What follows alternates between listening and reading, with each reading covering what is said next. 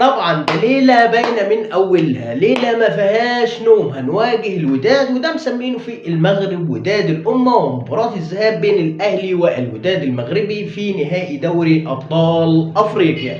هم خايفين، احنا خايفين وقلقانين. نهائي دوري ابطال افريقيا المره الثانيه على التوالي بين الاهلي وبين الوداد المغربي على استاد القاهره الدولي، ومباراه الذهاب وفي انتظار مباراه الاهلي والوداد، ومفيش نوم، كلنا سهرانين في انتظار الاهلي والوداد والمره الثانيه على التوالي. طبعا الاهلي لعب الوداد قبل كده 2 نهائي دوري ابطال افريقيا، خسر فيهم النادي الاهلي نهائي دوري ابطال افريقيا سنه 2017 وسنه 2022، وده النهائي الثاني على التوالي والثالث للوداد والنادي الاهلي. وان شاء الله النادي الاهلي هيحسم البطوله ال11 في انتظار الغاليه ال11 باذن الله، والاهلي يتوج بها ان شاء الله. مباراه الذهاب هتتحسم ان شاء الله، النهائي هيتحسم من القاهره باذن الله بالفوز على الوداد، ونلعب مباراه العوده في المغرب مرتاحين ان شاء الله.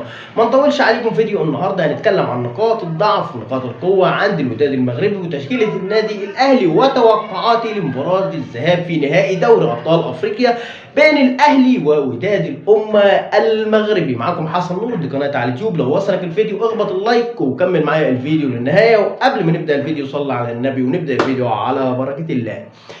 ذهاب نهائي دوري ابطال افريقيا بين الاهلي والوداد. عموما الوداد من بدايه دوري ابطال افريقيا وبعد ما المغرب احتل المركز الرابع عالميا في كاس العالم في قطر، يعني شفنا انتفاضه او انتعاشه للكره المغربيه واللي قدمه المنتخب المغربي.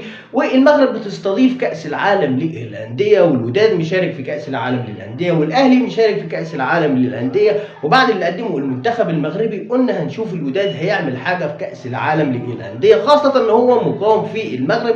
لكن للاسف الوداد بيخسر المباراه الافتتاحيه في المغرب وبيخسر من الهلال السعودي، والوداد خرج من كاس العالم للانديه. وكمان في دور المجموعات المباراه الافتتاحيه بيخسر من شبيبه القبائل 1-0، والوداد بدا بدايه سيئه في دوري ابطال افريقيا، وكان اخر ترتيب في المجموعه وخرج من كاس العالم للانديه وخبطت مع الوداد. لكن الوداد رجع رتب اوراقه وداوى جروحه وظبط نفسه، وبدا الوداد يفوز المباراه تدريجيا لحد ما تصدر مجموعته وبيصعد الى ربع نهائي دوري ابطال افريقيا، وبيقدر يفوز على سيمبا التنزاني.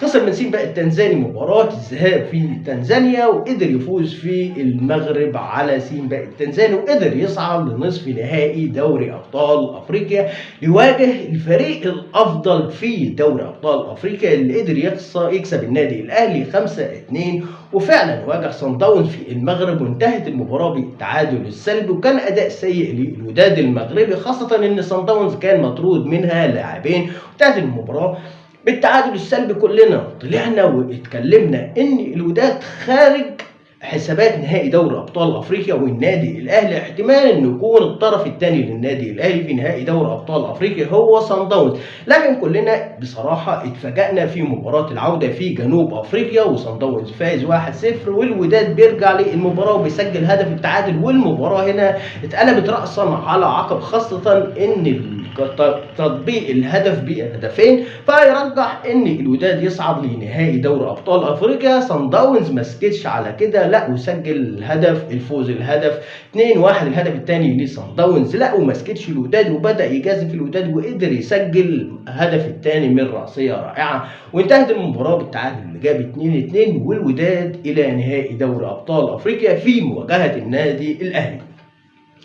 هنرجع ونقول احنا قلقانين، احنا خايفين، هم خايفين، هم خايفين واحنا خايفين. الوداد فريق قوي والنادي الاهلي فريق قوي. كل الناس بتقول الوداد فريق هجومي، الوداد فريق دفاعي. لا، الفريق الوداد لا هجومي ولا دفاعي. فريق الوداد متوازن زي النادي الاهلي، لا دفاعي ولا هجومي. نروح بقى للنادي الاهلي في دوري ابطال افريقيا على نظام، على نفس النهج اللي حصل مع الوداد في المباراه الافتتاحيه. الاهلي بيخسر من الهلال السوداني في المباراه الافتتاحيه، وخبطت في دور المجموعات مع النادي الاهلي، والنادي الاهلي كان خارج الحسابات ان هو ما يقدرش يصعد لربع نهائي دوري ابطال افريقيا. لكن الحمد لله ضربة جزاء طاهر الطاهر اللي صدها حارس صن داونز صعد النادي الاهلي لربع النهائي الحمد لله.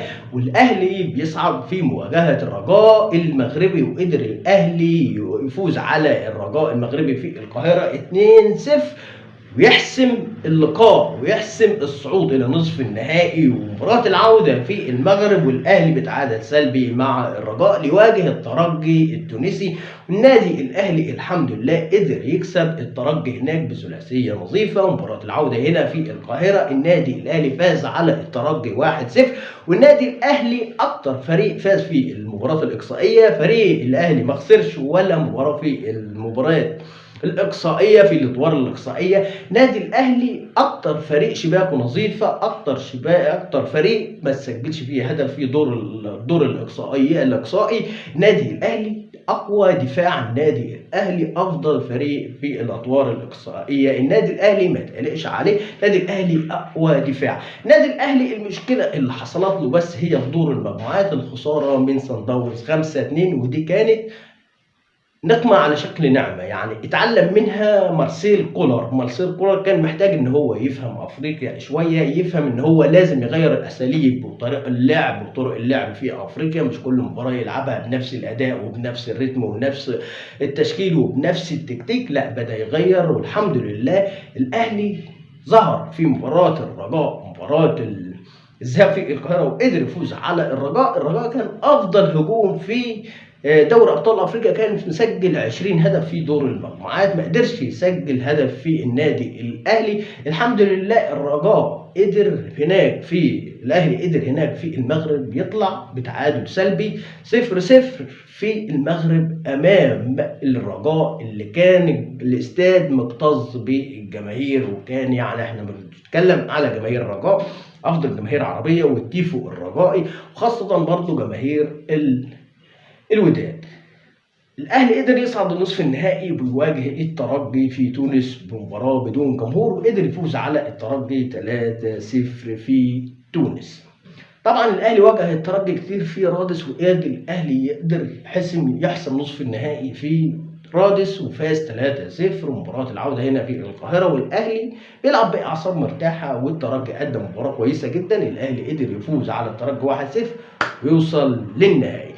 الحمد لله النادي الاهلي وصل للنهائي. توقعات ايه لمباراه الوداد والنادي الاهلي؟ نقاط الضعف عند الوداد المغربي، ازاي الاهلي يكسب الوداد المغربي؟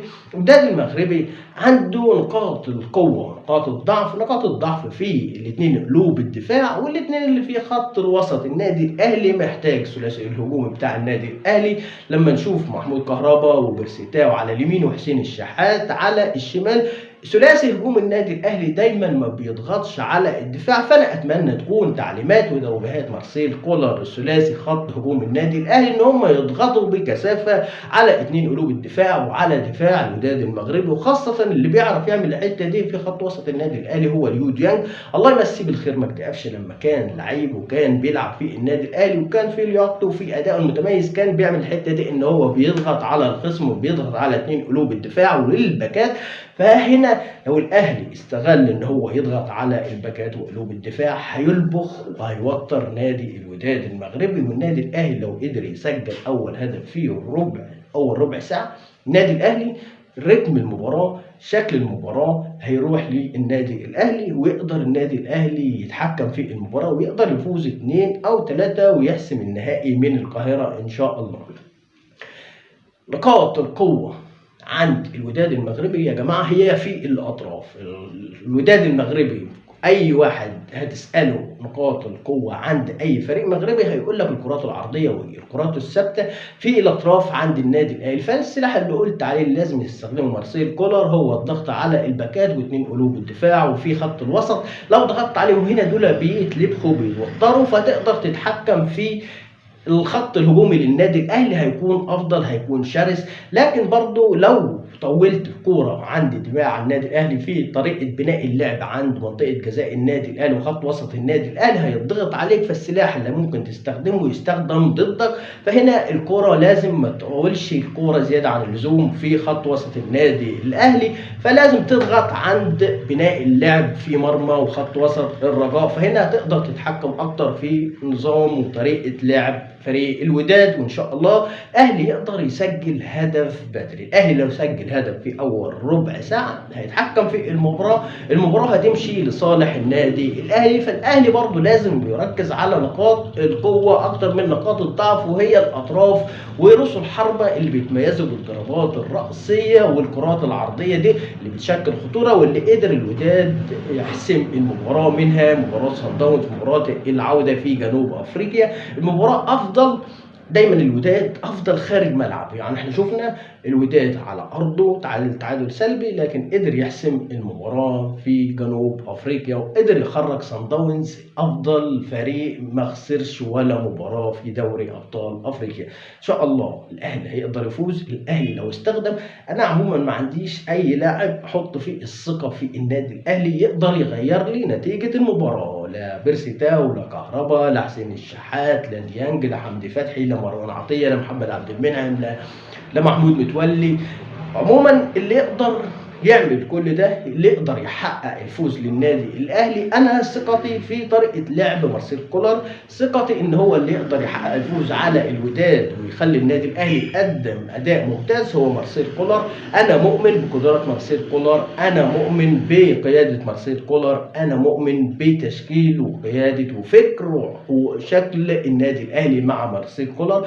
ده اللي هيقدر يخلي النادي الاهلي يفوز. لكن اي لاعب في النادي الاهلي الجيل ده ما اقدرش احط الثقه في اي لاعب يقدر يغير لي نتيجه المباراه لصالح النادي الاهلي في اي وقت. تكتيك وفكر وشكل كولر مع الاهلي هو اللي هيغير نتيجه المباراه لصالح النادي الاهلي. الاهلي ان شاء الله باذن الله محسومه للنادي الاهلي. الاهلي في الادوار الاقصائيه ما يتخافش عليه، الاهلي اقوى دفاع في الادوار الاقصائيه، ما سجلش في هدف في شباك النادي الاهلي.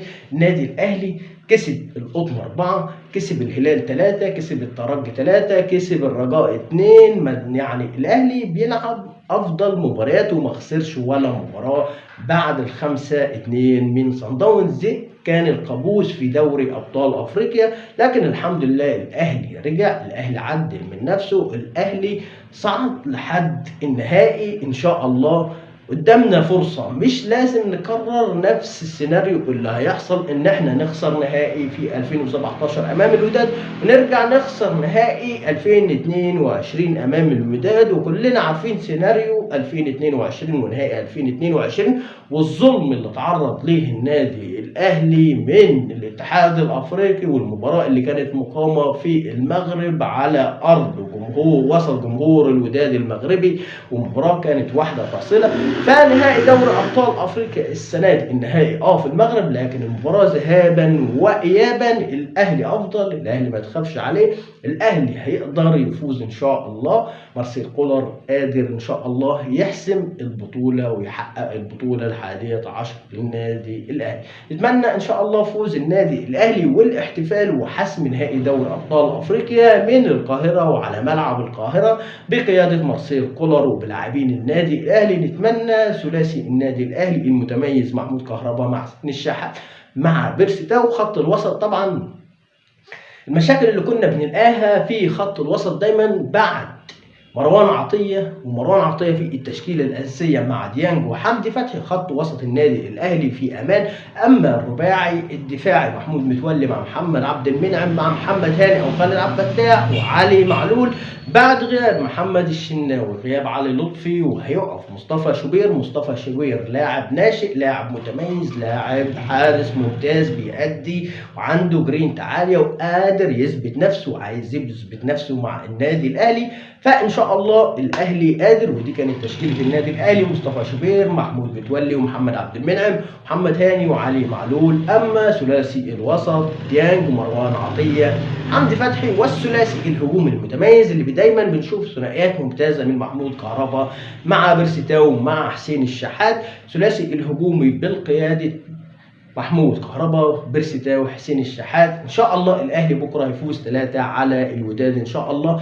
وان شاء الله تكون مباراه ممتعه لجماهير الاهلي وجماهير الوداد باذن الله، وتتحلى بالروح الرياضيه. وبكده وصلنا لنهايه الفيديو في انتظار مباراه الاهلي والوداد في ذهاب نهائي دوري ابطال افريقيا. وكان معكم حسن نور، دي قناه على اليوتيوب، فضلا وليس امرا اشترك في القناه وتفعيل زر الجرس عشان يوصلكم كل جديد، وما تنسوش اللايك. والسلام عليكم ورحمه الله.